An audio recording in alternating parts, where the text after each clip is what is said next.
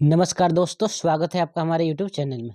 दोस्तों, आप सभी को पता है कि रेलवे ग्रुप डी 2025 की वैकेंसी का नोटिफिकेशन जारी हो चुका है, ठीक है, जिसमें अप्रॉक्स 32,000 के सीट आने वाले हैं। और अगर आप रेलवे ग्रुप डी की तैयारी करना चाहते हैं तो सबसे पहले आपका उसका जो विस्तृत सिलेबस होता है, संपूर्ण जो सिलेबस होता है, उसके बारे में आपको जानकारी होनी चाहिए। उसके बाद ही आपको जो वो संपूर्ण सिलेबस की जानकारी होने के बाद ही आपको उसके एग्ज़ाम का जो है उसमें अच्छा आप प्रदर्शन कर सकते हैं। अगर आपको पता ही नहीं है कि जो ग्रुप डी में आखिर कौन से सब्जेक्ट से कितना क्वेश्चन आता है, कौन से टॉपिक से कितना क्वेश्चन आता है, अगर आपको नहीं पता है तो आप ज़्यादा कुछ कर नहीं पाएँगे। बस आपका जो अच्छा परफॉर्मेंस है उसमें नहीं हो पाएगा। तो वीडियो के अंत तक देखिए, आपको बताएँगे हर एक अलग-अलग सब्जेक्ट से। जैसे मैथ से हो गया, तो मैथ में कितने अंकों का मतलब कितने मार्क्स का मैथ रहता है, ठीक है? और अगर 20 मार्क का अगर मैथ है, ठीक है? या 30 मार्क का या 25 मार्क का अगर मैथ है, तो उसमें आपका हर एक टॉपिक से कौन से टॉपिक से ज़्यादातर प्रश्न आते हैं और कितने प्रश्न आते हैं। जीके से आते हैं, तो जीके में से कौन-कौन से टॉपिक से ज़्यादातर प्रश्न आते हैं। और इसी तरह से जनरल अवेयरनेस, अगर साइंस में बात करते हैं, रीजनिंग में बात करते हैं, यानी कि हर टॉपिक से कौन-कौन से, हर सब्जेक्ट में कौन-कौन से टॉपिक से आपका प्रश्न और कितना प्रश्न आता है। अगर आपको बस इतना पता होगा तो आप इसमें आपका एक सिलेक्शन होने का चांसेस बनता है। अगर इस इतने सारे जो ये वीडियो में बताएँगे आपको कि कौन से टॉपिक से कितने प्रश्न आते हैं, ठीक है? अगर उस टॉपिक को क्लियर करके आप जाते हैं तो आपका सिलेक्शन होने का चांसेस जो है बढ़ जाता है। तो वीडियो को अंत तक देखिए। अगर जानकारी अच्छी लगी तो चैनल को सब्सक्राइब कीजिए, ताकि कोई भी सरकारी सरकारी नौकरी से जुड़ा हुआ कोई भी अगर फॉर्म हो, ठीक है? या कोई भी सरकारी जॉब से जुड़ा हुआ कोई भी जानकारी हो, तो सबसे पहले आप तक पहुँच जाए। तो आइए शुरू करते हैं। देखिए, बात करते हैं सबसे पहले आपका कि अगर ग्रुप डी का जो पैटर्न है, एग्ज़ाम का पैटर्न, सबसे ज़्यादा अगर आपको सभी को पता होगा कि ग्रुप डी में आपका नेगेटिव मार्किंग होता है, ठीक है? इसके लिए ग्रुप डी का जो है नेगेटिव मार्किंग रहता है। आपका 3 गलत करते हैं, तो आपका 1 अंक सही में से भी आपका कट जाता है। समझ गए? तो इस चीज़ को भी आपको ध्यान में रखना है। रिटन टेस्ट में आपको बात करते हैं। इसमें आपको बताएँगे कि रिटन टेस्ट के साथ-साथ आपको फिज़िकल के बारे में बताएँगे कि फिज़िकल की क्या मतलब इसमें एबिलिटी है, क्या है, उसको भी बताएँगे। तो रिटन टेस्ट की बात करते हैं, इसमें जनरल नॉलेज की बात करते हैं। तो जनरल नॉलेज टोटल 20 मार्क का होता है, ठीक है? जनरल नॉलेज की सामान्य ज्ञान की बात करते हैं तो टोटल 20 मार्क्स का होता है, समझ गए? 20 मार्क्स का होता है, 20 प्रश्न इसका होता है। वही बात करते हैं अरिथमेटिक एबिलिटी, यानी कि अरिथमेटिक बोले तो मैथमेटिक्स। मैथ से आपका कितना प्रश्न आता है? तो मैथ से आपका 25 प्रश्न आता है, समझ गए? उसके बाद आपका हो गया जनरल इंटेलिजेंस एंड रीजनिंग, वही रीजनिंग की बात कर रहा है। तो रीजनिंग की बात करता है तो रीजनिंग से आपका टोटल कितने प्रश्न आते हैं? तो रीजनिंग से आपका 25 प्रश्न आते हैं, समझ गए? रीजनिंग से आपका 25 प्रश्न आते हैं। और जनरल साइंस की बात करते हैं, उससे आपका 30 क्वेश्चन आते हैं। यानी कि मैथ से हो गया आपका, जनरल नॉलेज से 20 हो गया, मैथ से 25 हो गया, रीजनिंग से आपका 25 हो गया और साइंस से आपका 30 हो गया। इस तरह से आपका इसमें सिलेबस रह के टोटल 100 प्रश्न होते हैं और 100 प्रश्न के लिए आपका 100 मार्क्स दिया जाता है। अगर वही गलती करते हैं तो 3 प्रश्न को गलती करने पे एक आप सही अंक में से आपका काट लिया जाता है। और इन सभी के लिए आपका 90 मिनट का समय आपको दिया जाता है, समझ गए? तो आइए देखते हैं कौन से टॉपिक से मतलब देखा जाए कि मैथ में किस-किस टॉपिक से कितने प्रश्न आते हैं, समझ गए? देखिए, जनरल नॉलेज की बात करते हैं तो ग्रुप डी में जनरल नॉलेज से कौन-कौन से टॉपिक से आपका प्रश्न पूछे जाते हैं। देखिए, इंडियन हिस्ट्री को आप क्लियर करके जाइएगा।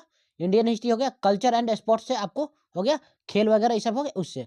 General polity and constitution of India, ठीक है? पॉलिटी से आपका इसमें प्रश्न रहता है। इकोनॉमिक्स से भी आपका प्रश्न रहता है, करंट अफेयर से भी आपका इसमें प्रश्न रहता है। Reasoning and analytical ability, reasoning में आपका प्रश्न रहता है। जनरल पॉलिसी में आपका इसमें भी प्रश्न रहता है। इन इन साइंटिफिक रिसर्च से, ठीक है? साइंटिफिक रिसर्च से भी आपका प्रश्न इसमें रहता है। रीजनिंग की बात करते हैं, देखिए, रीजनिंग के लिए जो कौन-कौन सा इसमें से कौन-कौन से टॉपिक्स है? नंबर सीरीज़ से आपका रहता है, अल्फ़ाबेट सीरीज़ से रहता है, डायरेक्शन सेंस से रहता है, ठीक है? दिशा दिशा हो गया आपका, उससे रहता है, समझ गए? कोडिंग डिकोडिंग इसमें रहता है आपका, रैंकिंग रहता है, प्रॉब्लम्स और ऑन एसेज, ठीक है?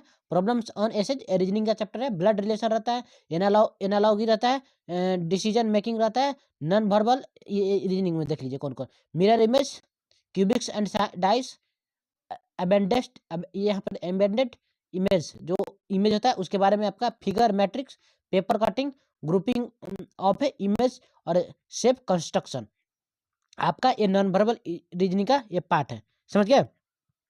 Cubes and dice, cubes and dice को आप क्लियर करके जाइएगा। Analogy, analytical reasoning, water image, pattern completion, paper folding, rule detection, dot situation, image analysis. आपका इतने सारे टॉपिक से आपका रीजनिंग में रहता है। इन सारे टॉपिक को अगर आप क्लियर करके जाते हैं, मात्र यहाँ से 50 से 60 टॉपिक आपका होता है। हर एक दिन पढ़िएगा तो 2 महीने 3 महीने में आप हर एक टॉपिक को ऐसे करके आप क्लियर कर सकते हैं। ठीक है, एक टॉपिक को एक दिन में क्लियर कर सकते हैं, 2 दिन में क्लियर करके आप जा सकते हैं। ये आपका रीजनिंग का पार्ट हो गया। वही बात करते हैं अर्थमेटिक में। देखिए कौन कौन से टॉपिक से आपका प्रश्न पूछा जाता है।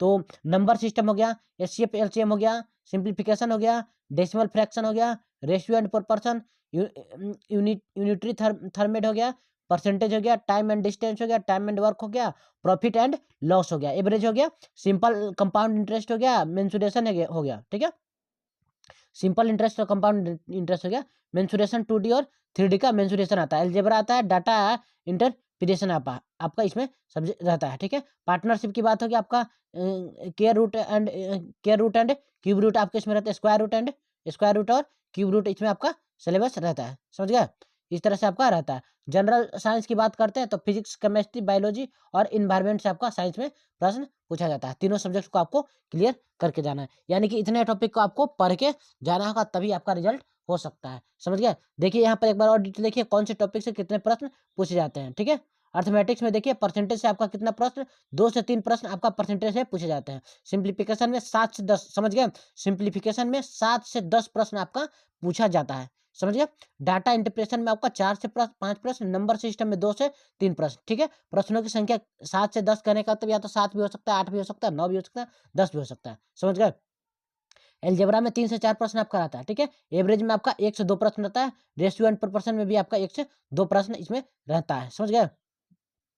वही मिक्सचर प्रॉब्लम में देख लेते 102 प्रश्न आपका रहता है। वही टाइम एंड वर्क में भी 102 प्रश्न, मेंसुरेशन में 2 से 3 प्रश्न, स्पीड टाइम एंड डिस्टेंस में आपका स्पीड टाइम एंड डिस्टेंस में 2 से 3 प्रश्न रहता है, इंटरेस्ट में आपका 102 प्रश्न रहता है, और प्रॉफिट एंड लॉस में आपका 2 से 3 प्रश्न रहता है। नंबर सीरीज में भी बात करते हैं 102 प्रश्न, ज्योमेट्री में भी आपका 102 प्रश्न रहता ही रहता है। समझ गए, ये आपका सारे टॉपिक है। ट्रिग्नोमेट्री की बात करते हैं तो इसमें एक आध प्रश्न कभी कभी रहता है, नहीं भी रहता है। प्रोबेबिलिटी में भी एक आध प्रश्न रहता है, नहीं भी रहता है, रह भी सकता है, नहीं भी रह सकता है। समझ गए। अब वही बात करते हैं रीजनिंग में। रीजनिंग में किस टॉपिक से कितने प्रश्न आते हैं, एक बार इसको देख लीजिएगा। ठीक है, इन सारे टॉपिक को क्लियर करके जाते हैं तभी आपका एग्जाम अच्छा जाएगा। समझ गया। नहीं तो आपको क्या पढ़ना है क्या नहीं पढ़ना है आपको पता ही नहीं चलता है, और जो मन करता है वो पढ़ते जाते हैं, आपका सिलेक्शन नहीं हो पाता है। ठीक है, देखिए एनालॉगी की बात करते हैं तो एनालॉगी में आपका 2 से 3 प्रश्न रहता है, सीरीज में 3 से 5 प्रश्न रहता है, और कोडिंग एंड डिकोडिंग में 1 से 3 प्रश्न रहता है, पजल्स में 4 से 5 प्रश्न आपका रहता ही रहता है। 1 से 2 प्रश्न इसमें डायरेक्शन एंड डिस्टेंस में आपका 1 से 2 प्रश्न रहता है। एक प्रश्न आपका ब्लड रिलेशन से रहता ही रहता है, हमेशा रहता है। समझ गया। अल्फाबेट एंड वर्ड टेस्ट में 1 से 1 प्रश्न रहता है या नहीं रहता है, रह भी सकता है या नहीं भी रह सकता है। वेन डायग्राम में 2 से 3 प्रश्न, मिसिंग नंबर में भी 1 से 2 प्रश्न, नॉन वर्बल जो रीजनिंग है उसमें भी 1 से 2 प्रश्न आपका रहता है। वर्बल रीजनिंग की बात करते हैं 1 से 2 प्रश्न, वर्गीकरण में भी आपका 1 से 2 प्रश्न रहता ही रहता है। समझ गया। इस तरह से आपका ये पूरा टॉपिक रह गया। ठीक है, वही बात करते हैं जीके की, तो करंट अफेयर में 5 से 6 प्रश्न आपका रहता ही रहता है। समझ गया, 5 से 6 प्रश्न कौन से सब्जेक्ट से यहाँ पर देख लीजिएगा। ज्योग्राफिक में 5 से 9 प्रश्न रहता है, 5 से लेकर 9 प्रश्न तक ज्योग्राफी का रहता है, ज्योग्राफी में भूगोल का। हिस्ट्री में 2 से 3 प्रश्न, पॉलिटी में अगर यहाँ बात करते हैं तो पॉलिटी में 3 प्रश्न रहता है, इकोनॉमिक में कम से कम 2 से 3 प्रश्न आपका रहता ही रहता है। इस तरह से हर सब्जेक्ट में आपका इकोनॉमिक्स में भी 2 से 3 प्रश्न रहता है, और मिक्सलेनियस टॉपिक्स में भी 6 से 8 प्रश्न कम से कम आपका रहता है। ठीक है, बुक ऑथर हो गया, कॉमेडीज एंड रिकमेंडेंस, ऐसा करके आपका हर सब्जेक्ट का अलग रहता है। ये आपका रहा टोटल विस्तृत सिलेबस आपका, इतने सिलेबस हर सब्जेक्ट में आपका प्रश्न पूछा जाता है। ठीक है, अब यहाँ पर फिजिकल की बात करते हैं। रेलवे में फिजिकल में आपको अगर एग्जाम क्वालिफाई करते हैं आपके, उसके बाद आपका रिजल्ट आता है, रिजल्ट के बाद आपका फिजिकल होता है। ठीक है, रिटन टेस्ट के बाद शॉर्ट लिस्ट हुए उम्मीदवारों का फिजिकल टेस्ट होगा। समझ गया। सिलेक्शन क्राइटेरिया निम्न अनुसार रहेगा। ठीक है, एक चांस में 4 मिनट, एक ही चांस में आपको 4 मिनट 15 सेकंड में 1000 मीटर की दूरी दौड़ने में सक्षम होना चाहिए आपको। ठीक है, यानी कि एक ही चांस मिलेगा, आप अगर उसमें छट जाते तो हट जाइएगा। 4 मिनट 15 सेकंड में, यानी कि 4.25 मिनट में आपको 1000 मीटर की दूरी, यानी 1 किलोमीटर की दूरी आपको दौड़ना होता है। ठीक है, महिला के लिए 3 मिनट 10 सेकंड में 400 मीटर की दूरी दौड़ने में सक्षम होना चाहिए, ये महिला के लिए होता है। 3 मिनट और 10 सेकंड में आपका 400 मीटर की दूरी मात्र दौड़ना होता है महिलाओं के लिए, ठीक है। फिर फिजिकल एफिशिएंसी टेस्ट क्वालिफाइंग प्रकृति का होता है, ठीक है। जो ये बस आपको फिजिकल का जो टेस्ट होता है बस आपको क्वालिफाई करना है, उसमें ज़्यादा कुछ नहीं करना, तो उसमें नंबर वगैरह आपका नहीं जुड़ता है। विकलांग व्यक्ति उम्मीदवारों को इस परीक्षा में उपस्थित होने से छूट दी गई है। हालांकि पीडब्ल्यू उम्मीदवारों के अलग अगला दौरा एक मेडिकल परीक्षा का दौरा होता है, ठीक है। जो लोग पीडब्ल्यूडी से होता है उनको मेडिकल से गुजरना होता है, समझ गए। रेगुलर ग्रुप डी सिलेबस से दस्तावेज सत्यापन या डीबी होता है, ठीक है। और इसमें आप फिजिकल में अगर आप क्वालिफाई कर देते हैं, उसके बाद आपको डीबी से गुजरना होता है, आपका डॉक्यूमेंट वेरिफिकेशन होता है, समझ गए। उसके बाद आपका इसके लिए अगर बात करते हैं शैक्षणिक योग्यता क्या होता है, आप सभी को पता है कि ग्रुप डी के लिए शैक्षणिक योग्यता ओनली क्लास 10th इस बार रखा गया है, ठीक है। क्लास 10th अगर आपके पास है IIT या ITI तो आप जाके इसमें भर्ती हो सकते हैं, समझ गए। वही बात करते हैं प्रोसेस क्या होता है, आप सभी को पता होगा। सबसे पहले रिटन एग्जाम होगा, फिजिकल होगा, उसके बाद डॉक्यूमेंट वेरिफिकेशन, उसके बाद मेडिकल होगा, उसके बाद आपका सिलेक्शन इसमें हो जाएगा। आरआरबी ग्रुप डी के सिलेक्शन के चरण आप देख लीजिए। फर्स्ट स्टेज में आपका कंप्यूटर बेस्ड टेस्ट होता है, ठीक है, CBT जिसको बोलते हैं। एग्जाम हो गया आपका, फिजिकल हो गया, उसके बाद डॉक्यूमेंट वेरिफिकेशन हो गया, उसके बाद आपका देखिए उसके बाद आपको क्या होता है, उसके बाद आपका मेडिकल होता है, समझ गए। इस तरह से आपका सिलेक्शन का सारा प्रोसेस आपको हम बता दिए। देखिए यहाँ पर साफ साफ लिख दिया गया, 100 प्रश्न रहेगा, उसके लिए आपको 90 नंबर मिलेगा, और हर गलत उत्तर के लिए आपको नेगेटिव मार्किंग रहेगा। अगर हर गलत उत्तर के लिए 1/3, अगर एक प्रश्न गलत देते तो उसका 1/3 अंक आपको, ठीक है, 0.33 अंक आपका कट जाएगा। सही सही प्रश्न उसमें, यानी कि 3 प्रश्न उत्तर देने गलत देंगे तो उसमें से 1 नंबर आपका सही में से भी कट जाता है, ऐसा, ठीक है। जो आपका एग्जाम का जो पैटर्न होता है उसमें ऑब्जेक्टिव टाइप होता है, ठीक है। हर प्रश्न के लिए आपका 4 विकल्प दिया जाएगा। स्टेज 2 आपको बता ही दिया ना, ठीक है। स्टेज 2 में आपका क्या रहता है कि फिजिकल पास करिएगा, ठीक है, जो बताया ऊपर। उसके बाद पुरुष उम्मीदवार के लिए एक चांस में 2 मिनट के समय में 35 किलो का वजन बिना नीचे रखे 100 मीटर तक उठा के आपको ले जाना होता है, ठीक है। और महिलाओं के लिए ऐसे पुरुषों के लिए 4 मिनट 15 सेकंड में 1000 मीटर की दौड़ भी यहाँ पर रहता है। ये आपका सिलेक्शन का पूरा प्रोसेस हो गया। महिला उम्मीदवार के लिए देखिए 2 मिनट में 20 किलो का वजन बिना नीचे रखे 100 मीटर तक उठा के लेके जाना होता है आपका, समझ गए।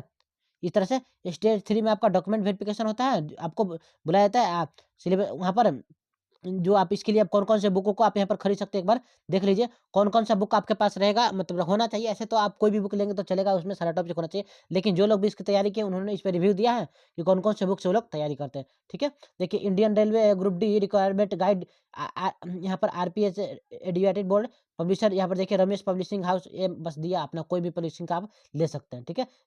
यहाँ पर देखें तो कोई भी RS अग्रवाल का बुक अगर लेते हैं तो उससे भी आपका चलता है, ठीक है। मैथ भी उसके लिए RS, हम लोग भी तो RS अग्रवाल से ही पढ़े थे, समझ गए। ये आपका सिलेक्शन का पूरा प्रोसेस रहा। आपको अगर रेलवे ग्रुप डी की मतलब तैयारी करना चाहते हैं ओनली क्लास 10th पे, तो अभी से तैयारी में लग जाइए, आपका सिलेक्शन पक्का होगा। बस इतने सारे टॉपिक को क्लियर कर लीजिए, आपको उसके लिए पर्याप्त समय मिलेगा, ठीक है। और पर्याप्त समय में आप इतना टॉपिक अगर क्लियर करते हैं तो आपका सिलेक्शन जरूर से जरूर होगा, ठीक है। अगर जानकारी अच्छी लगी तो चैनल को सब्सक्राइब कीजिए, ताकि जैसे ही इसके बारे में अपडेट आता है सबसे पहले आपके पास पहुंच जाए। धन्यवाद, मिलते हैं।